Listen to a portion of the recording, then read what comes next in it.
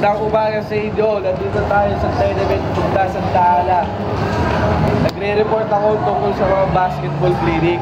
Kung gusto mong sumali, bumaba ka, sapatos ka, gusto mo. Basketball clinic ay open sa 13 years old. Very good. Below. Below, ha? Mga trainer, Joey ng Davao, Joey Karanyagan. Tara ka? Oo. Anong damit niya? Kulay black, nakasapatos na itim. Ang pangalan niya? Joey Karanyagan. Next. Next na trainer, Rafi Oliveros. Naka-white. Yeah. Hawak na bola. Yeah. Okay. Pindahan to, ha? Meron pang isa. Sino? Jerome. Nasa ilalim. Hindi ko alam apelido eh.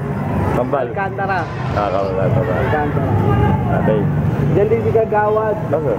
Kagawad, Bebe Maliari. Okay. May hawak na bola. Yeah. Tanod yung tanod tayo, ha? Talod. Sino ba yung talod na yan? Ariel. Si Ariel. Okay. Klaseng. Ay, assistant, oh, assistant. Si Stads, Oya Grapin. Yun. Paupo-upo.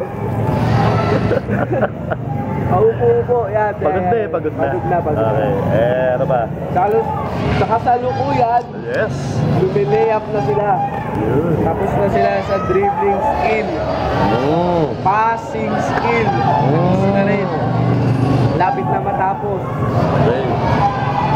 Ang lahat ng ito'y report ni Dada Beats report, Carlo reporter.